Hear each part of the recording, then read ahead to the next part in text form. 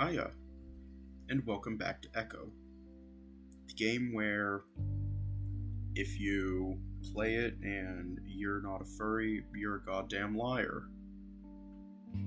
This is the third attempt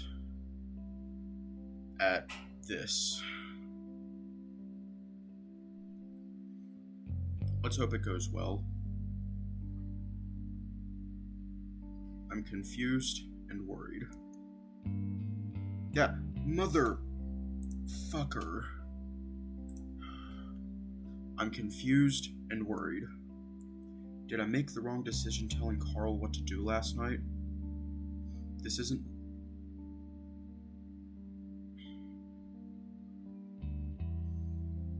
like him at all. The ram holds up the letter, clearing his throat. My dearest John, I've been hearing terrible things lately. They say that you have been accusing me of the most egregious monstrosities. I dare not believe them. In fact, I will not until I hear your words for myself. There must be some misunderstanding. Has one of my many political enemies pitted you against me? Are they using the missing native boys as a weapon against my campaign? I would not think that to be below them, but what concerns me most is you. Please, visit me at my mansion. We must speak on this. I very much look forward to your company and believe that we can soon set this straight. Yours forever, James. I look up at Carl. He looks back at me. So, what do you think that means? Carl shrugs. John clearly did something terrible to James, right? Well, maybe. But what? It sounds like he tried to frame him or something. I remember the newspaper clipping that had somehow gone up in flames. Hey, that newspaper article that burned up said something about a mosquito kid that went missing. I'm gonna throw something in the chat.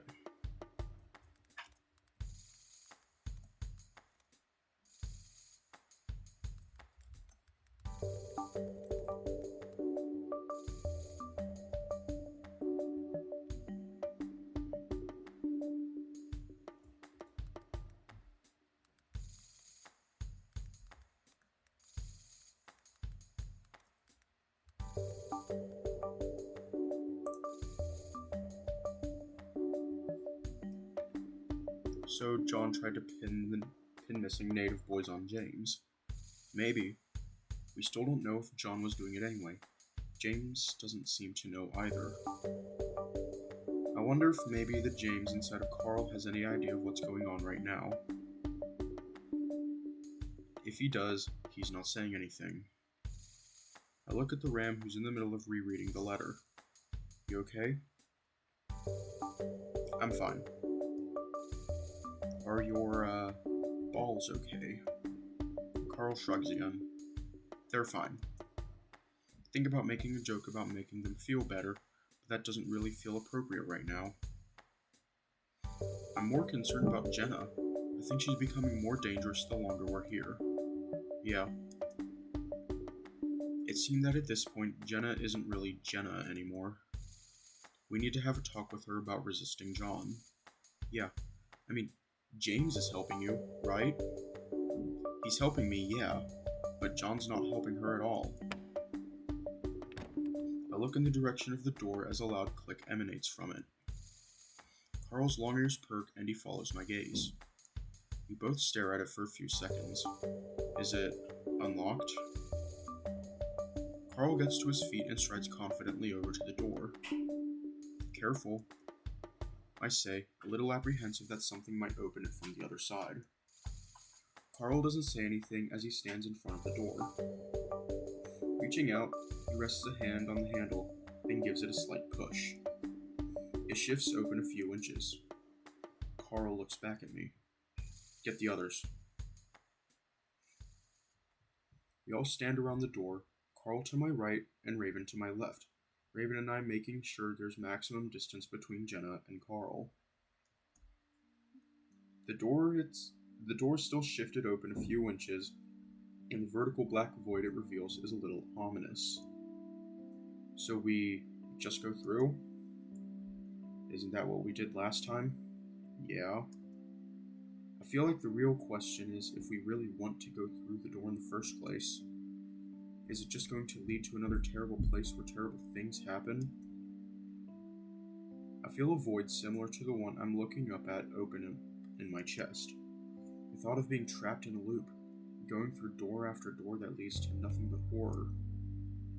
Already, this place was having an effect on Jenna that seems to be getting worse with each passing hour.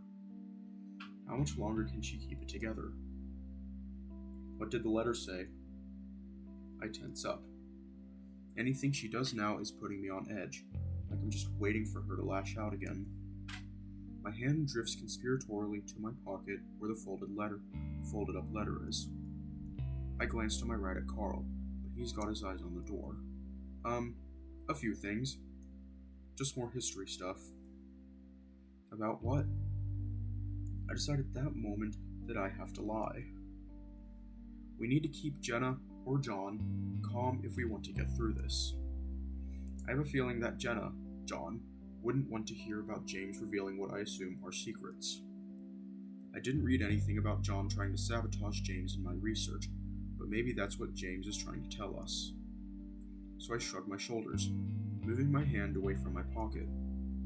Stuff about the mine, how, there wasn't enough of it to sustain the town. I'm worried that Jenna might challenge my lie, for whatever reason.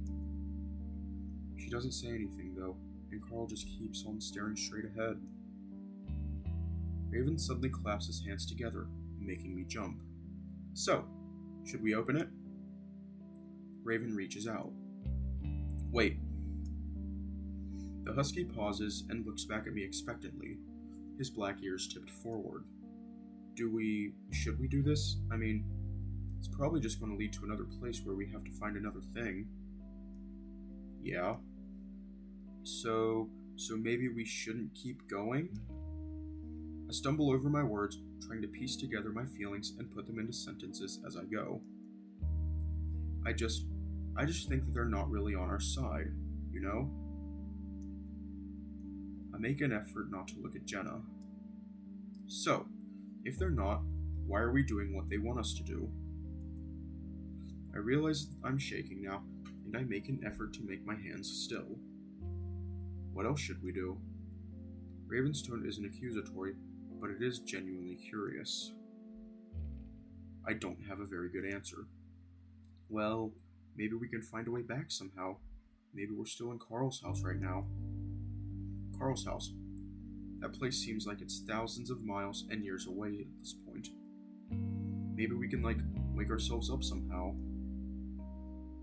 Raven doesn't respond, and neither does anyone else. I realize how stupid I must sound. Sorry, I just feel like we're taking things too fast right now. Carl clears his throat. Trust me, we're going somewhere.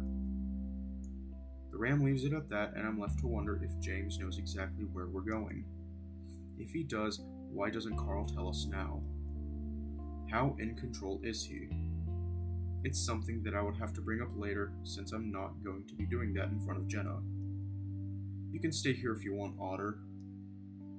It takes me a second to realize she's talking to me.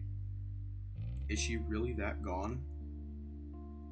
I just hope that if we reach the end of this, we can get her back somehow. You would like that, wouldn't you? I cough, clearing my throat as I realize another fight could be about to start up.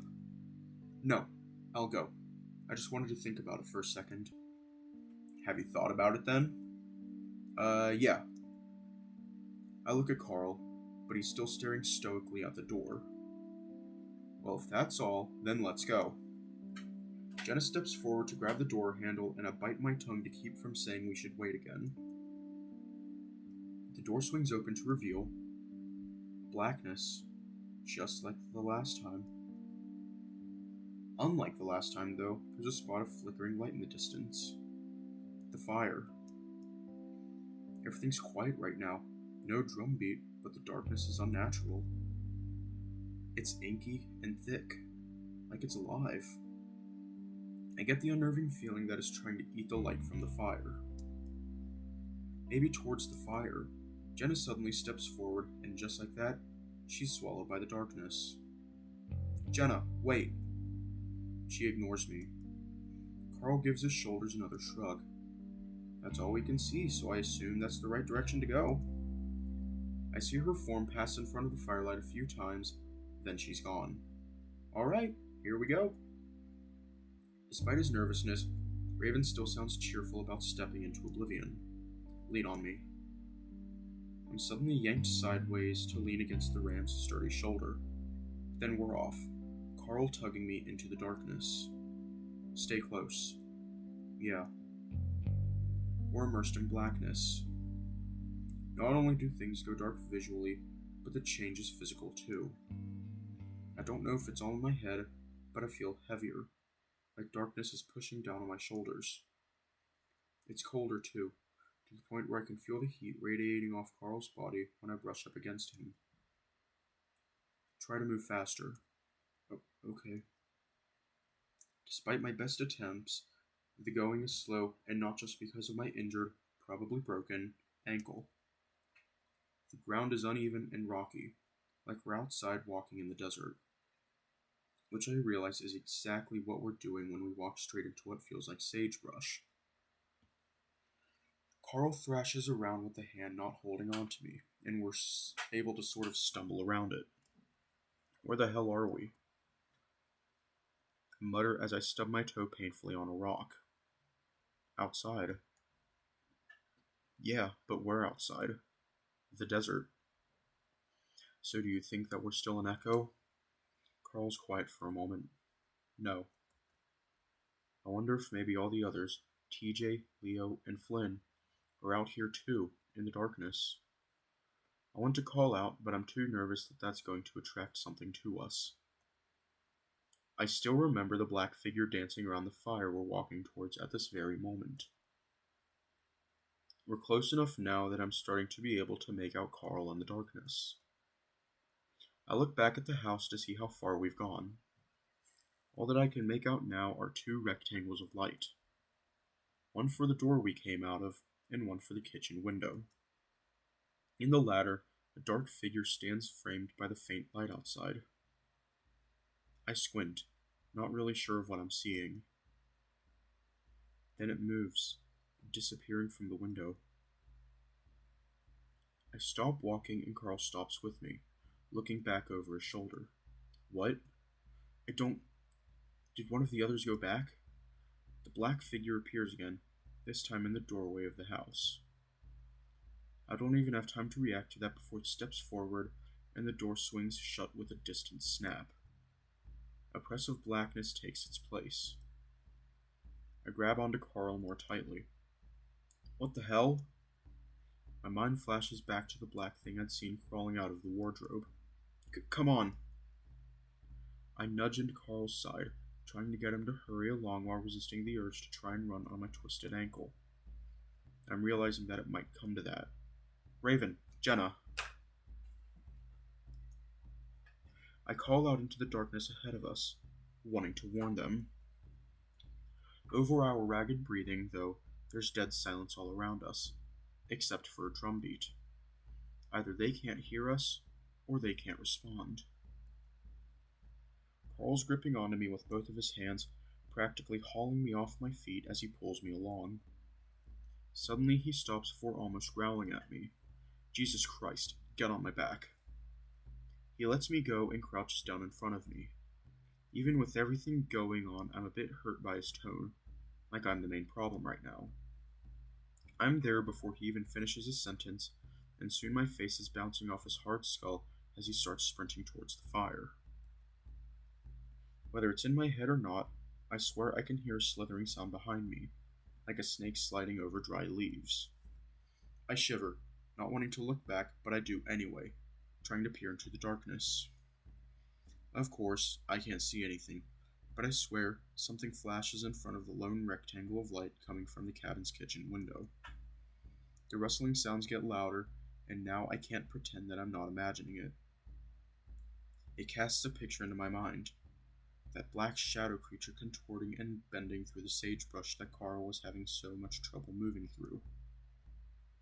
I hold on to one of his horns and lean towards his ear. Carl, It's getting close, and then my stomach lurches as it feels like the floor just suddenly drops away. Next thing I know, my nose smacks hard into the back of Carl's head before I flip over, landing on my back in what feels like a sea of sharp rocks. I lay there for a second, dazed, staring at the black ocean above me, wondering if any of this is real.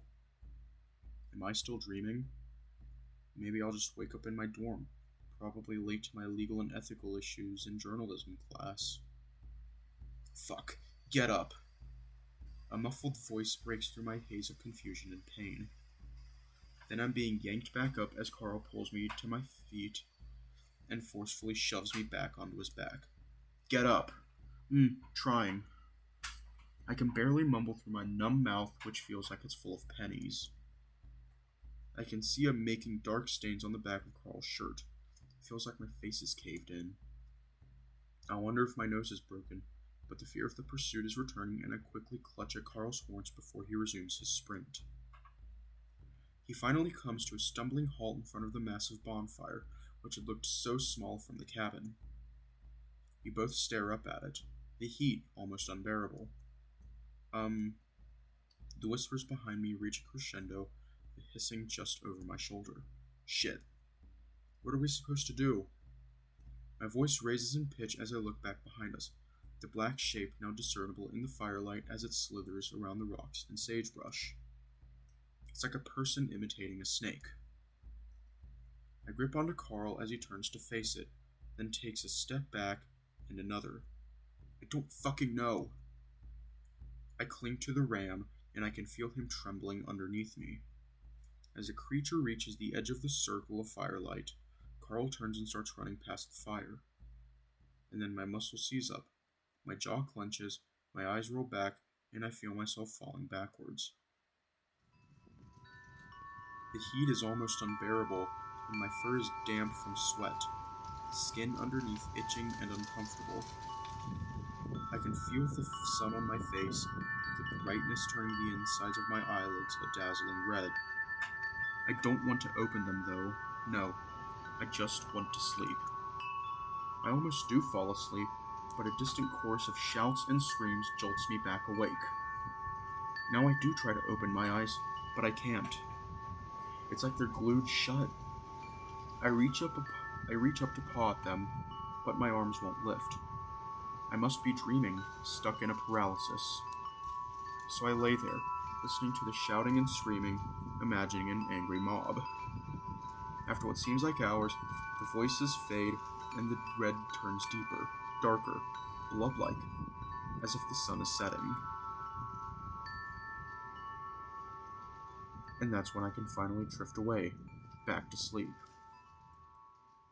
A soft choking moan brings me back to the surface. I'm still hot and sweaty, but the blazing sun isn't shining in my face anymore. I wiggle my fingers and shift my arms a bit, feeling them glide over fabric. At least I'm not paralyzed anymore. Another moan, followed by a coughing sound, forces me to open my eyes, realizing it's not part of a dream. I stare up at the ceiling, a textured beige ceiling. I'm back in the room where I'd slept. How long ago? A day? A few days? It doesn't matter, because everything comes back to me at once. I feel like a lead weight had just dropped onto my chest, knocking the wind out of me. Fuck. Is this not over? Now I'm starting to become convinced that this is never going to end. We're stuck in a loop, just like in my dreams. Another moan, slightly weaker, makes me sit up and look around the room. I'm alone as far as I can tell. Where are the others? Am I actually alone? I can't stop a soft whimper coming from my mouth at the thought of being separated from the others. I was barely keeping it together with Carl, but without him... A loud cough through the wall behind me makes me jump again. I quickly slide off the bed and immediately cringe as my weight comes to rest on my swollen ankle. I sag against the bed for a moment, squinting my eyes shut as I wonder why my ankle is only getting stiffer. Maybe the fall Carl had taken made it even worse. The thought that those moans could be coming from Carl spurs me to straighten up and carefully hop towards the door. I have to stifle a short yelp with every bounce. By the time I reach the door frame, I have to lean against it to catch my breath. My hands shake as I rub my eyes, the pain making me wonder if I'll ever be able to walk again without a limp again. Another groan from the room next to me forces me to move again. I'm in the hallway now. I'm able to make out the sounds a bit better and realize it has a feminine quality to it. Jenna? My voice comes out in a crackly squeak, and I grunt to clear my throat. Jenna! I try again and wait, but I get no response in return. I force myself to step into the hallway, clinging to the wall for support. When I look down the hall to the door next to mine, I find something very familiar. A damaged wooden door, the middle bulging and splintering out, as if something had hit it from the other side. Memories of a bad smell, a dark concrete room, and a noose. I hold tighter to the door frame, feeling my knees tremble, both from the pain and the fear. I look behind me, hoping to see Carl, maybe even Raven. A shuffling sound followed by another cough and gurgle draws my eyes back to the door. If it's Jenna, I have to act now. I steady myself against the wall as I hop slowly to the door, eyes watering with the pain now. Reaching out with a shaking hand, I start to slowly push at the door.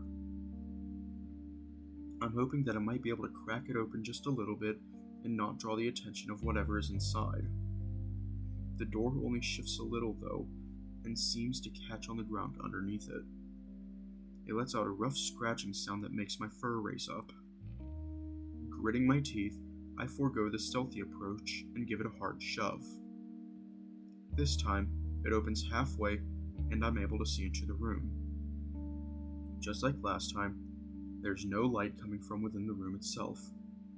Instead, I have to rely on the dim yellow light coming from the hallway.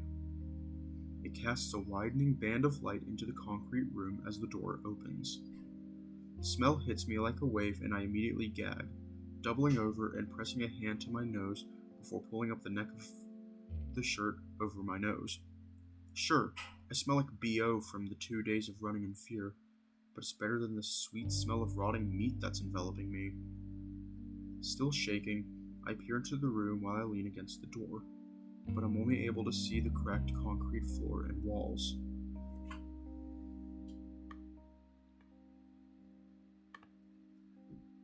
The grunting, choking sounds reach a peak now, and is coming from beyond the band of light. It's an inky blackness that isn't all that different from what Carl and I had run through. Hello? No response. It sounds like the grunting has stopped too. Shit, I have to do something now. I think about just kicking the door open and jumping back. But then I remember there's really nothing I can do with my feet right now. Taking a deep breath, I set both hands against the door. I steel myself for whatever I'm about to see, then shove the door as hard as I can. The door swings in suddenly, scraping horribly against the floor the entire way. I yelp at the suddenness of it all, the tension all exploding out of me at once as I jump back in fear. The band of light widens, sweeping over the entirety of the concrete room before the door finally lodges against the wall with a snapping sound. I almost lose my balance, arms swinging around cartoonishly as I try to hop on one foot. At the same time, I'm fearfully eyeing the opening, terrified of what I'm about to see. And what I do see is definitely terrifying. It's Jenna, in the middle of the room. She's hanging from the noose, her muzzle tilted up so I'm able to clearly see the rope digging into the fur around her neck, painfully tight. Her toes are barely touching the floor, but it doesn't even look like she's trying to keep herself up. It looks like she's unconscious. Jenna! There's no response, and I find myself leaping in her direction. I forget about my ankle until all of my weight comes down on it twice in my mad dash, and I literally scream as it happens. There isn't any time to worry about it, though, as I grab at Jenna, unsure of what to do. First, I try to wrap my arms around her and lift her up, screaming as I set my weight down on my foot. She doesn't respond to any of this, just hangs limp in my arms, which terrifies me even more. I reach up and pluck uselessly at the hangman's knot that I immediately know isn't going to budge no matter how much I pull. Carl! Carl, help! I feel myself starting to panic. Desperately, I look around, trying to find something, anything I might be able to use to cut at the rope. Jenna! I call up at her. I can't see her eyes from this angle, but I can't feel any movement in her. I try to press my ear against her chest, but I'm not sure if I'm doing it in the right spot. I try to quiet my breathing and actually listen, but I still can't hear anything. Shit, Carl! I feel myself start to hyperventilate and try again to slow my breathing. If I pass out right now, I'm going to be less help than I already am. The world is starting to take on a surreal tint, and I think I'm actually dreaming. I think about running to the kitchen, but I don't want to let her go, especially since I feel like she's on the edge of dying right now. I reach up again and start trying to worm my fingers underneath the rope, but it's useless. It's way too tight. My eyes start to water as I realize that I'm not helping her at all right now, aside from maybe taking a little pressure off her neck. But it might be too late anyway. Help! I'm suddenly hyper aware of the screaming pain in my ankle, and I feel it giving out. So are my arms, burning with the strain of trying to hold Jenna up. I press my face against her chest, feeling myself start to give up on everything. Then something clicks in my mind. I'm not sure why or how, but I remember the knife, the one we had carried through the halls. Was it still out there? It's really my only option now. With a great deal of regret, I let go of Jenna, leaving her to dangle and struggle again, though it's much weaker now. With a sense of urgency like I've never known, I tear out into the hallway, taking a hard right as I sprint down the hall. I'm not sure where I am. I can't remember the setup of this place. I take the first left, and just like that, I see the knife laying on the floor, in front of the door we disappeared through. Gasping in relief, I almost face-plant as I bend over to snatch it up, then turn on my heels and run back. When I take the turn again, I see Carl standing at the door, peering in at Jenna. Carl! I gasp at him, and he moves out of the way as I run into the room. Carl, help me with her! Jenna's not really moving now, and I slash at the rope, uselessly for a moment before forcing myself to focus and start sawing at the rope. Carl seems to be hesitating at the door. Carl, help me! Carl walks in, looking at the Fennec before sort of hoisting her up a bit. I saw as fast as I can, but the rope is thick, and it takes a good minute to cut all the way through. I'm a couple millimeters from the other end when the rope snaps. All three of us come crashing to the ground. We lay there in a heaving heap. The only sound is our gasps as we all try to catch our breaths, Jenna being the loudest. After a while, I sit up and look over at her. She's already sitting up herself, one hand to her neck rubbing at it. Are you okay? I reach out to her. I'm fine. Her voice sounds horrible, like she's completely lost it. She leans away a little from my hand, so I drop it. I thought you were going to die, Jenna. My voice is all shuddery, and I struggle to keep my emotions under control, to not have a panic attack. Whatever was controlling this whole scenario just tried to kill one of us. But then I guess that's already happened with that shadow creature thing, and even with what's happened to Raven. Jenna picks up the knife and brings it to her neck, starting to saw away at the rope. I can help. She ignores me. I look over at Carl and see that he's sitting up, just staring at Jenna. Carl, are you okay? I ask it out of confusion. Why had he just stood there? I don't really want to ask right now, though, with Jenna still trying to get the rope off. Carl raises a hand in acknowledgement. We lay there for a little longer, Jenna busy hacking at the rope, Carl choosing to stare up at the ceiling.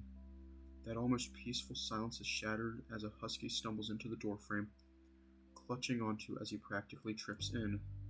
Whoa! Hey guys! Oh my god, dude, read a room. He grins, waving a hand at us as he rights himself. He looks around at us, taking in the scene. What happened? Jenna got hanged. We had to cut her down. There's really no way to sugarcoat it. Oh crap.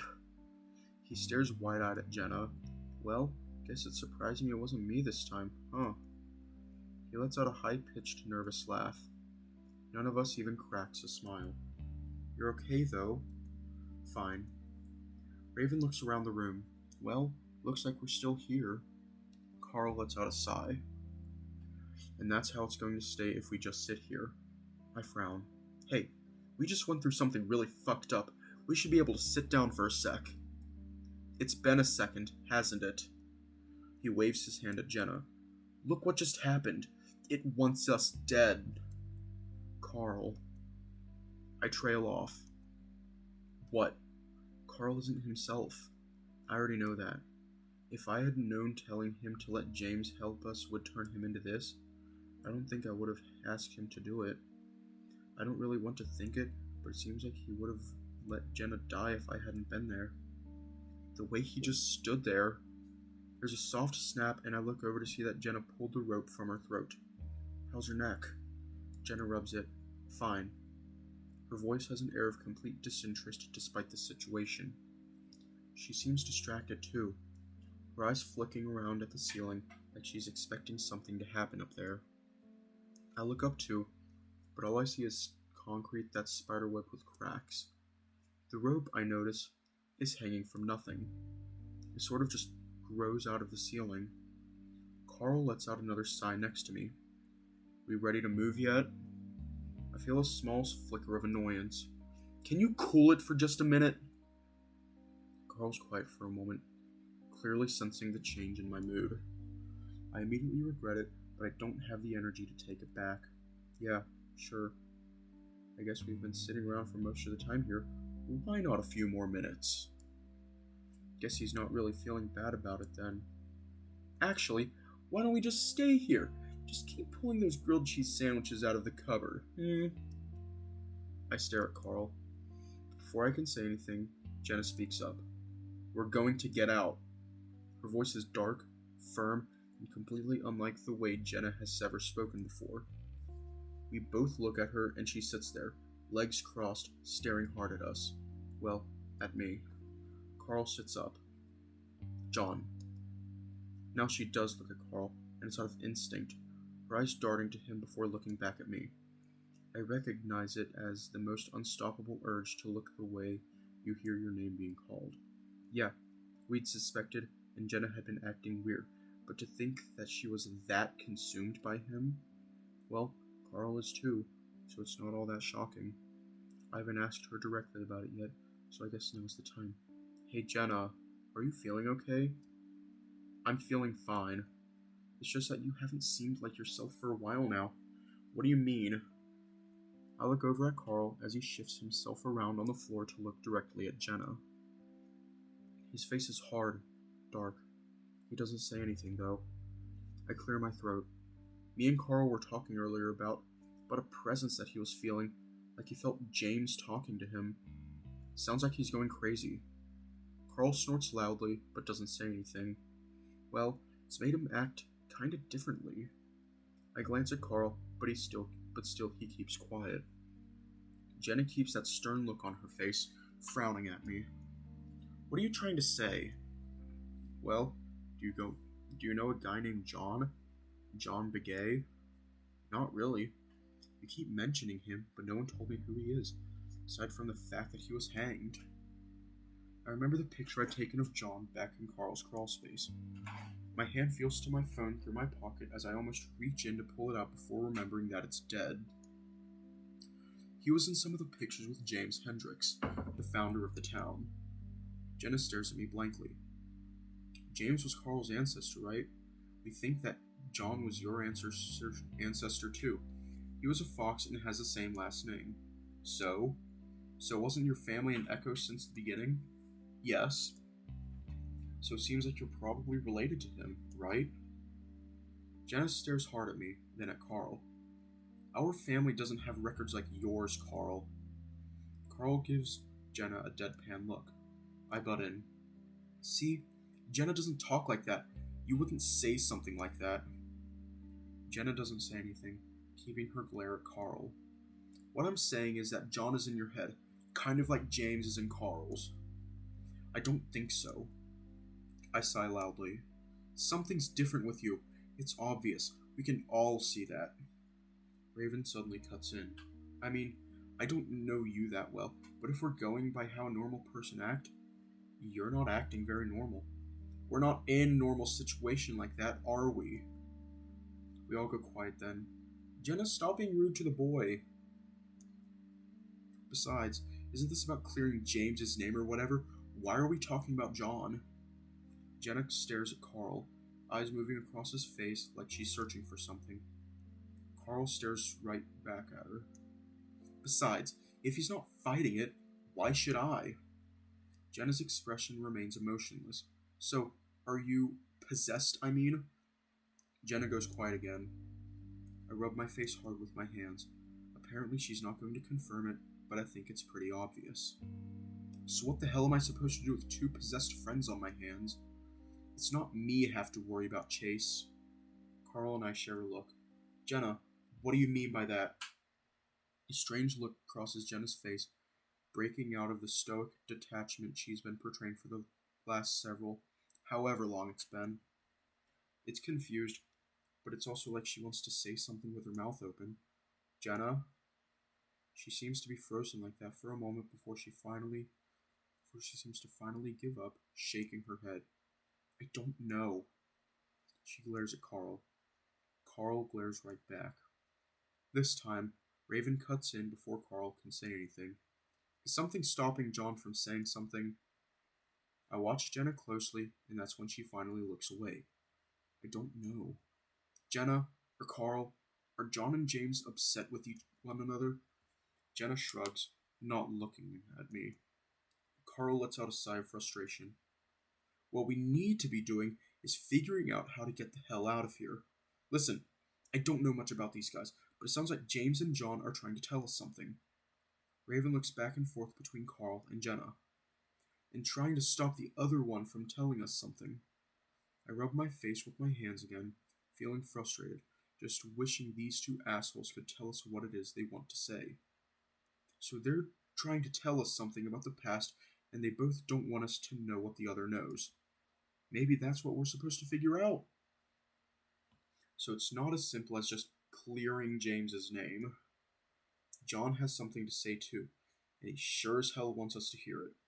Carl, or James, do you have something to say? Carl says nothing. I close my eyes. Fine. So we're stuck in the middle of a possessed ghost fight and neither of you are going to talk about it? I really don't have anything else to go off of. Maybe. I try to think back and think aloud, talking toward Raven since the other two don't seem interested in helping. So when I was doing research, they both got convicted of sodomy. John was hanged, and James left to start his ice cream business. Why wasn't James hanged too? His influence on the town, probably. Well, I can see how that might cause problems between the two of them. I look over at Carl, who's still looking at Jenna. Jenna's picking at the rope in her lap. There isn't much more to talk about at this point. Unless one of the spirits decides to do something else that can help us along somehow. So what are we supposed to do next exactly? Raven points at the back of the room. There's a door there. We all look in the direction he's pointing. Sure enough, there is a door there. It's a concrete door practically cut out of the wall. It's featureless aside from a rusty metal handle. What, was that there before? I think I would have seen it the first time I looked in. Jenna stands up, taking a few steps towards the door. Carl stands abruptly as well, following her. Jenna hears him and suddenly runs towards the door. I stand up too. Wait, guys, maybe we should... Jenna reaches forward to grab up the metal handle and, before any of us can say anything more, she yanks it open. A trail leads through the desert landscape and cacti and boulders obscure my vision on either side. The ground is rocky and dust kicks up with each step I take. As I continue up the path, I see the 3 peaks of the Casa Demonio mountains in front of me. I'm heading towards the town of Echo, just over those mountains. As I get closer, I notice that the tail branches off, toward the side of the mountain. I follow the trail with my eyes into the hazy distance, almost disappearing into the heat waves. Still, I can make out a small, dark hole, The mine. Some things should just be left alone. Dust swirls silently at the mouth of the mine, almost sparkling in the bright noon light. Every single person here, something seems to pulse out of the entrance, sending an almost visible wave through the air. You will never escape. You will always come back. Red seeps from the hole, running up the side of the mountain in a wave, turning rock and dust the color of blood. You'll always be running in circles. Start jogging up the trail, panting in the desert heat, not sure what I'm doing.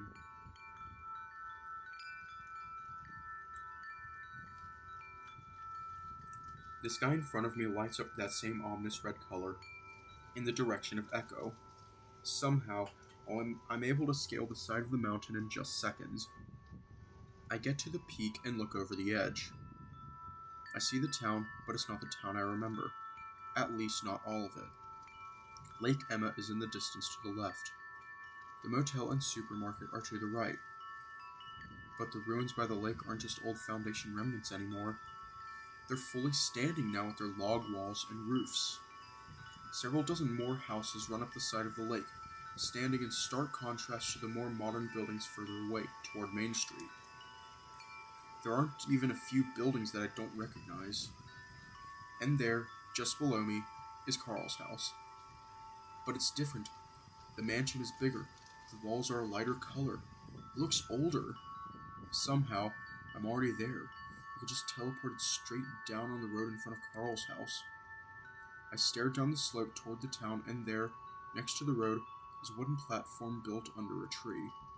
There's a rope hanging from the tree, a noose.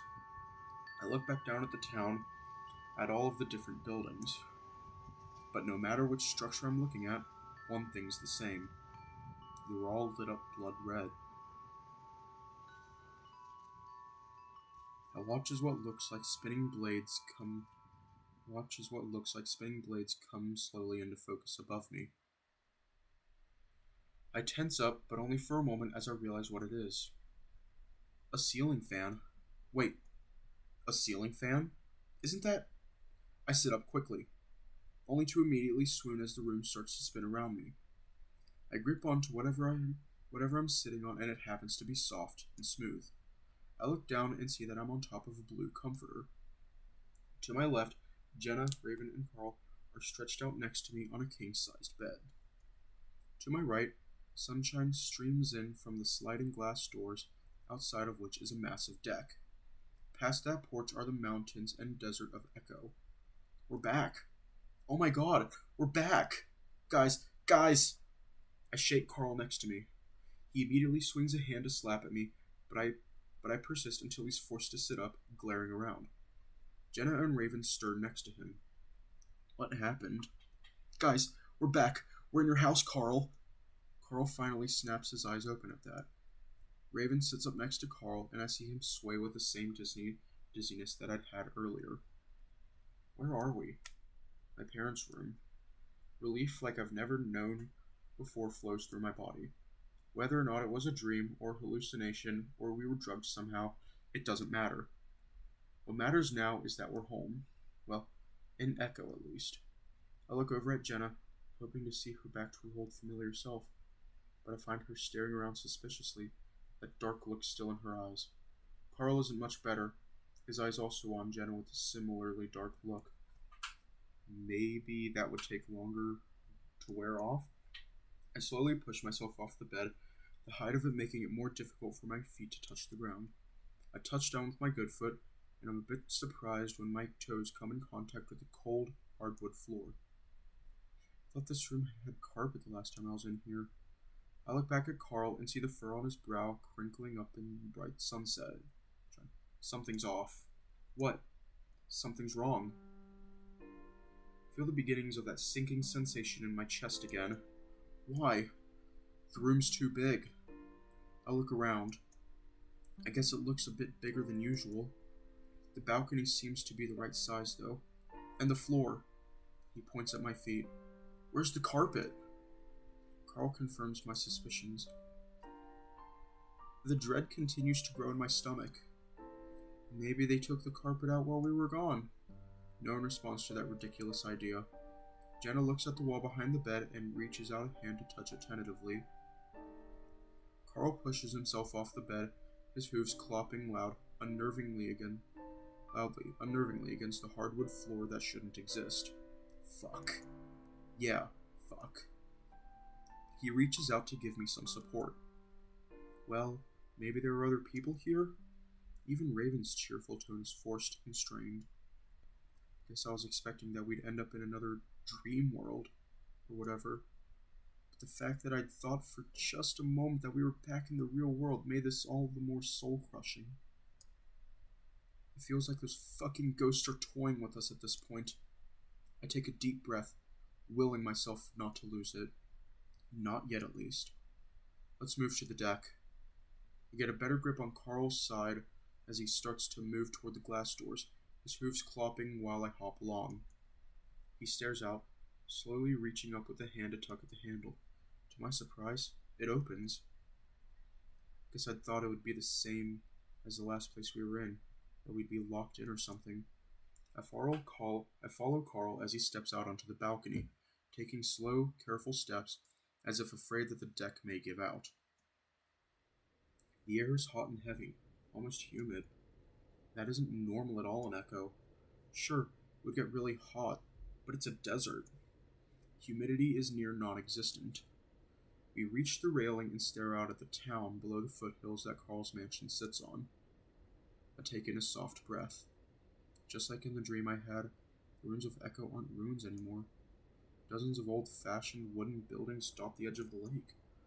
A little ways away, I see the familiar buildings of the motel and supermarket, along with the small neighborhood of my childhood. And along Main Street, I see a few buildings that I don't recognize. Not quite as old-fashioned as the buildings along the lake, but still pretty old-looking. Carl lets out what could be a grunt next to me. What do you think? That's when something clicks. I move closer to his side, putting my shoulder against his. Listen, I saw this in a dream, and I think they were trying to tell me something. What dream? A dream I had before I woke up. I have them almost every time we pass out. Why are you the only one having these dreams? I jump as Jenna speaks right behind me. I turn around, finding her eyeing me suspiciously. I don't know. None of you had dreams? I did. Raven pops his head from around the glass doors, still with that bizarrely resilient grin on his face. He is too precious for this world. I'm gonna give him, little cursor pets.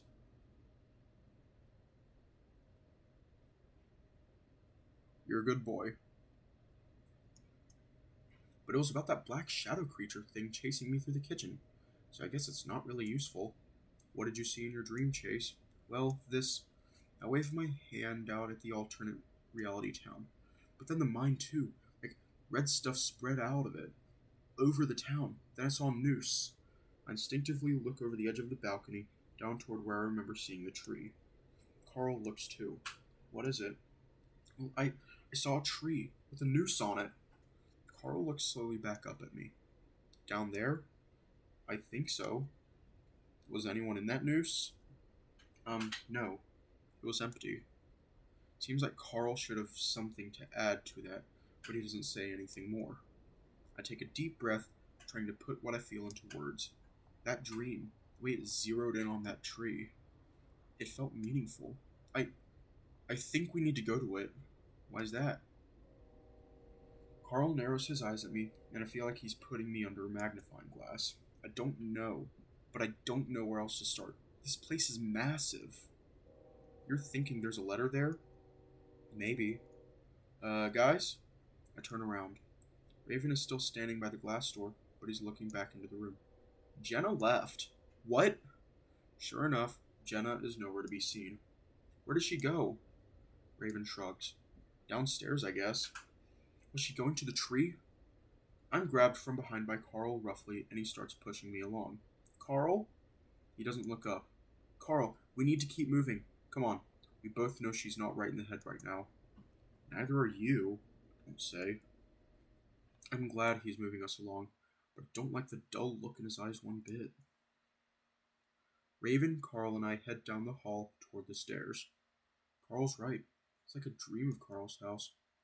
Carl mentions that there are a few extra doors, all of which lead into bare hardwood floor rooms. The ground level of the house, though, looks mostly normal. As we make our way through Carl's sort of home, I realize something. You guys hear the trains when we were on the deck? Maybe. Why? I thought I did. It's kind of weird. Like, what are those trains doing in a world that isn't really real? Maybe it is real. Maybe. I'm not convinced. As we pass through the living room, I can see that it's set up like it always is, and the kitchen looks to be in order as well. As we step outside, I notice that the mansion looks the same for the most part, not the massive old look it had in my dream. I hop along down the curving driveway from Carl's house like I remember in my dream. How Jenna would be able to find the tree on her own is beyond me. The only indication I'd given her as to where it was a glance over the railing of the deck. This place feels so close to being home, but none of it is home. I slow my pace as I turn right at the end of Carl's driveway, but the ram starts tugging me along. We move the short distance down the road, then move to the edge of the left side of the road. I look down, over the side, onto the rocky sagebrush-covered slope, and there's Jenna. Somehow, she immediately found it on her own. That old and rickety wooden platform sits under the tree. This tree and platform definitely aren't in the real Echo. There were a few scant mentions of a hanging tree in my research. If it was still standing, I'd have gone to get some film for my project. That project seems like something I was working on years ago at this point. I carefully start to climb down the slope, clinging to Carl. I'm about to call out to Jenna when I stop cold. As we move to the side, the thick trunk of the tree shifted in my field of view and revealed the noose. Unlike my dream, the noose isn't empty. Hanging from the noose is a body. From where I'm standing, I can't see exactly what it is. Its back is to us. All I can make out is a head, hands, and feet, and some old-fashioned clothes. Overalls and a cotton shirt of some kind. The clothes look worn and old, like they've been sitting out in the elements for years. I stop moving, instead staring at the body. Carl freezes too, and I can feel his ragged breathing in my ear. Wow. I stare for what feels like an entire minute before I find my voice. Jenna? She's also facing the body, so I can't see her face, but she holds up a hand towards me to quiet me before slowly pacing around the platform.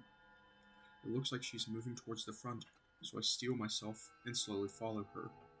I don't want to look at the body as I move, but I can't tear my eyes away. It's old. Very old. The fur is almost gone, skin underneath black and leathery. The face is drooping and sunken, the eyelids closed. It's been out in the sun for a very long time. I don't know much about corpses, so I don't know how long. I just know it's been a very long time. From what I can tell, it's a canine of some kind. A fox? John? For some reason, I look towards Jenna to see if she'll let us know who it is. She doesn't, instead just staring at the body. Carl tightens his grip around my shoulders. I'm not sure if it's for support against the uneven ground or the horror in front of us. Raven has chosen not to follow. Instead, he stands back at the platform, looking away from the body. I swallow hard, trying to keep my nerves under control, trying to look at the situation like it's a simple task. Do you guys see anything? A note or something? I try to search the platform and avoid looking up at the body. The mouth. Carl points up at the corpse. He's right. There's a flash of white in the mouth of the corpse, just barely sticking out from what looks like gnarled teeth. A piece of paper, maybe? I'm surprised at how successful I am at keeping my voice calm. I sort of feel a little numb to all of this now, but I think we both realize at the same time what this means. They're going to have to actually get that piece of paper. Such a tedious way of telling us things, I glance at Carl. Yeah, kinda. Should we go up and grab it? But as soon as I talk, Carl's making his way toward the platform, dragging me along like I'm an afterthought. Hey, I think Chase should get it. He's the one having all the dream. Shut up, Jenna. Whoa, Carl. He clops his way up the steps, and I feel Jenna hovering behind me, like she wants to follow, but can't. I let Carl hold my hand as we both move toward the platform over uneven ground. I notice Raven standing off to the side, still facing away from us. I'd have to check on him later. The wood creaks softly under our feet as we make our way up the steps. I focus on my hopping foot, not wanting to look at the body. Once we reach the top, though, I realize that I'm going to have to. Leaning heavily against Carl for support, I look up. The corpse's eyes are open now. Two yellow piercing eyes that are sunk deep in the skull stare back at me.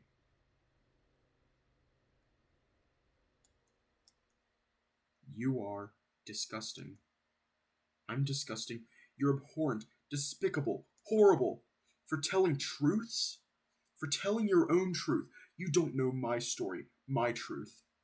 Your truth is a delusion. You cruel, filthy son of a bitch. What do you want from me? I want justice. You and your people don't know the meaning of the word. Just let it rest. Let me rest. And you'd leave me restless, murderer? You may not have killed me physically, but you murdered my life, you fucking... The otter hears us. So, if he hears us, then it wants him to. Why does it? You think I know? Why does it create these places? Let us do small things, then take it away. It's a game. My life, my reputation is a game to it. Ha! A game? Go on. Why don't you tell him your truth? The otter works with you. I wouldn't help him even if I could. But you can't, can you? But you are but smoke. Good thing, too, you and your fucking lies. I will tell him this. Otter, you're stuck here because you cannot see the truth. And until you do, how will he know the truth if you only lie? You are disgusting. I'm 9 or 10 and I'm sitting under a tree in the forest. I like the feeling you get when you've finished crying. A stuffed up nose and throbbing in my head, along with the feeling of just having run 10 miles. Like I've just finished something really hard and now it's over. And then, a creak in the branches above me. I look up and see the fox, hanging from a rope. His dead eyes are on me. Why don't you get your ass up here and dig it out yourself then? He's awake. Chase? A big hand is cradled below my head as I stare at the horns waving around above my eyes. Between them hangs the fox. Hey, what happened? I don't know. There were eyes? I stare harder at the fox, but the eyes are closed. Yeah, saw the same thing. You hit your head. That would explain the headache. My head throbs with each heartbeat. Why didn't you grab the letter, Chase? Carl makes a thick snorting sound behind me, like he's holding back a disdainful laugh. You'd like that, wouldn't you? I told you to dig it out yourself if you want. Dig what out? I crane my head painfully to look at Jenna. She stands in the exact same spot, staring stoically. Raven has moved to stand next to her, but now his eyes are wide, staring at the fox. Oh no! The boy's going to be traumatized. I turn my head back around toward the hanging fox, and that's when I see that the letter is gone. Where did it go? I push myself up, cringing as I once again forget about my ankle. As I try to stand, Carl just sort of yanks me up. I keep my eyes on the fox the entire time, but I don't see any signs of life. What happened? You fell. No, the fox. What happened to the letter? He ate it. What? How? The corpse swallowed it. Carl's free hand gestures at his mouth. God. I lean my forehead against the ram's cheek as I close my eyes. So are we not supposed to read it? Raven's voice is small and quiet, nothing like his usual self, even during the time we've spent here. No one says anything for a while. I clear my throat. I think I heard John and James while I was out. What did they say? I think John and James, they're influencing some of this, but there's something else controlling all of it. How?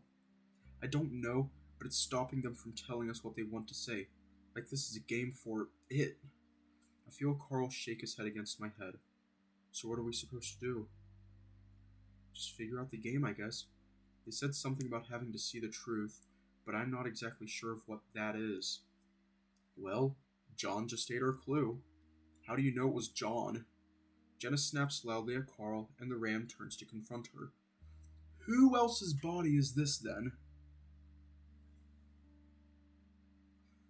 I see we made it outside. I'll catch up on what I missed later. Honestly, a lot happened, and we'd actually be further right now, but as you can see from the earlier message, a lot has went wrong in the past, half an hour. He's dead. That doesn't seem to matter here, does it? Guys, I point. What's that? What? That, sticking out of the chest pocket. Carl moves a little closer, pulling me along tentatively. Raven calls anxiously from behind us. What are you guys doing? Again, with that weird dismissive grunt. I keep my eyes focused on the pocket, not wanting to look into those eyes if they open again. Carl reaches out and simply plucks the note from the pocket. Okay, let's go. Carl quickly guides me down the stairs. Jenna eyes what's in Carl's hands suspiciously. What's that? One of the letters, obviously. Where did you get that? The fox ate it earlier. I saw it sticking out of the pocket. I guess there was another one. Jenna goes quiet and her expression darkens. I'm about to ask her what's wrong, but Carl's already unfolding the paper, swinging the hand holding it to try and make it unfold. I help him out with my phone-free hand and hold the letter between us. I notice that the bottom of the paper has a rough tear, like somebody has torn it in half. Jenna and Raven move in closer, opposite to us. It doesn't look like a letter. In fact, it looks like a newspaper clipping. Well, a photocopied one anyway. Carl, I think this came from your mom's collection of artifacts. I remember some pages were ripped out of the scrapbooks. Really? Yeah. Thought it was you taking them. Nope. Wonder how long ago this nightmare actually started. It seems that it had been setting itself up days before we fell into this place. Well, guess I'll give it a read. Hopefully this is the one. I start with the big bold title. Echo Researcher Uncovers Town's Serial Killer Past. Most might know Trisha Hendricks as the CEO of Hen's Ice Cream, but Echo locals will know her to be an avid history buff as well.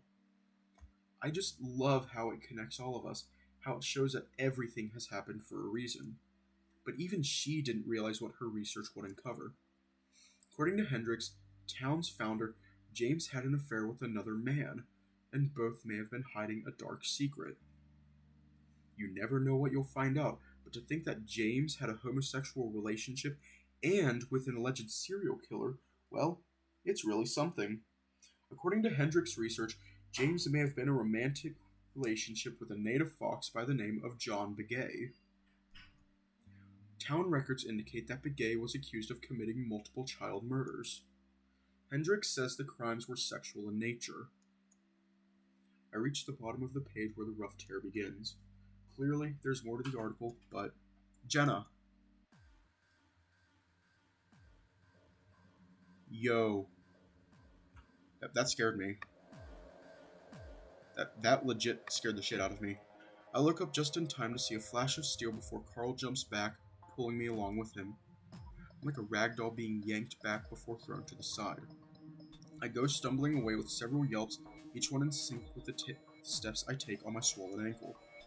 I finally go down as gently as I can, on my hands and knees as the pain almost blinds me. The sound of quick footsteps in gravel along with a loud laugh has me raising my head back up to see what's going on. Through the tears, I see Carl dancing around, dodging back and forth as Jenna swipes at him with the knife. The laughing is coming from Carl as he leaps out of the way with a nimbleness I've never seen him have. Whoops, almost had me there. Carl easily ducks around another slash from the fox. Jenna, on the other hand, isn't saying anything. Instead, her eyes are locked on Carl, teeth grit with what looks like foam gathering at the corners of her mouth. I suddenly comprehend what I'm seeing. One of my friends is trying to kill the other. Jenna! Jenna, stop! I push myself unsteadily to my feet, trying to limp after them. But it's not much use. They're both moving so fast away from me, around me, as they continue their little dance. Even Raven seems to be shocked to move, backing away as the two fight past him. Carl! Jenna! I look around for something, anything to get this to stop, but Jenna seems hell-bent on stabbing Carl. You were always a terrible fighter, you know that? Carl dodges to the side again and snatches up the wrist of the paw that's holding the knife. In one swift movement, Carl uses his other hand to punch Jenna across the face, sending the fox to the ground in a heap. The cracking sound it makes causes fur to stand up all over my body, and I limp towards Jenna. Guys, that's enough! I'm looking for the knife. I just want to get it away from Jenna before she can hurt anyone else. Or herself. But Carl is already standing next to her, and he bends down to pick up a rock. It's about the size of a softball, and it has a pointy end on it. He points that end down and raises it over Jenna. Carl! I lunge at the ram and tackle him around the waist. He must have been completely focused on Jenna, because I'm able to knock him over pretty easily. He makes an oomph sound above me before we crash into the ground. What the fuck are you doing? I push myself up over the ram, reaching above us to try and pry the rock from his hand. Desperately, I look behind me. Raven, get Jenna. Get her away somewhere. Raven's standing there, pulling out his ears as he stares at the fox on the ground. Help her! I look back down at Carl, and he's staring right back at me, breathing hard. Carl? I call his name, not only to get a response, but also because I'm not sure that's who I'm talking to. He doesn't say anything, he just goes on staring at me, but he does let go of the rock and it rolls gently from his hand to the desert floor. Carl, let's go back inside, okay? I use a delicate tone, feeling like I'm talking to some unhinged stranger. Carl stares at me a moment longer, then lets out a soft huff through his nose with a half laugh. Yeah, sure. You're done, right? Yes. So I'm going to let you up and we're going to go back to your house, okay? Yup. Slowly I get up, standing in the way of Jenna in case Carl goes for her. I look back at Raven. Pick up the knife, throw it into the desert or something. I lower my voice, stepping back a bit so I can lean toward the husky, even though I feel Carl's eyes are on me. Take her down to the basement, and I'll take Carl upstairs. We'll figure out something later, okay? Okay. I turn back to Carl, then reach my hand out toward him. Dude, my ankle is so fucked. Can you help me back up to the bedroom? Carl lets out a grunt, then another half-laugh snort. Sure. He reaches out to me, eyes glancing down at the crumpled fox as he does. I can hear Jenna stirring a bit, so I gently push into Carl to hurry our trek back to the mansion. I glance back a few times. Last time I see Raven crouched over Jenna, mouth moving as he talks to her. As soon as we enter Carl's parents' bedroom, the ram leaves me to stand next to the bed. You going to sleep? Carl turns away from me and starts to walk around the room, looking at the walls, the lights, even under the bed. Maybe. I'm not really tired, though. Instead of sitting on the bed, I limp toward the balcony to look out the glass doors. I just barely catch a glimpse of Jenna and Raven moving toward the mansion, Jenna leaning on the husky for support. I watch them disappear underneath the balcony. Carl, I don't know what we're going to do. Turn to look at him. Were you really going to hit her with a rock? Carl pauses, glancing at me. No, I was going to hit her arms, make it harder for her to go after us again. I frown since I can't really remember if it looked that way. He seemed to point it right towards her head. Either way, it's fucked, thinking about having to incapacitate one of my best friends. Carl starts to open the drawers in the dresser before slamming them shut with a loud snap. Are you looking for something? Carl doesn't answer, instead pulling the drawers completely out of the dresser instead. Carl! What are you doing? More silence. Carl! What? Carl snaps at me. I shrink back for a moment, then glare. Don't yell at me! What happened out there? Carl turns back to the dresser, sticking his head inside the opening where a drawer once was. His horns clack around the clack around against the wood. He tried to stab me. What else is there to know? I sigh, looking down at my ankle. I'm startled at how swollen it is now, unrecognizable. Okay. Getting late. So, I'm gonna leave off here.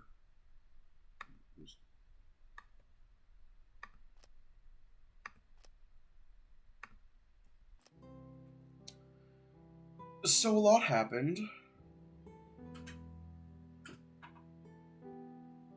Um, Carl and Jenna are definitely possessed.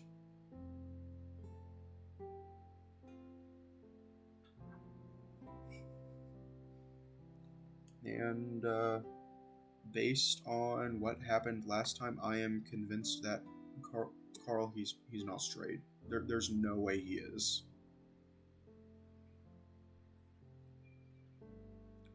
And I don't know, the whole fight between Carl and Jenna just made me think of what a wise man once said. And I do not remember who said it, but it's pretty epic words of advice. Do not stick your dick in crazy. Anyways, stay safe and have a good night.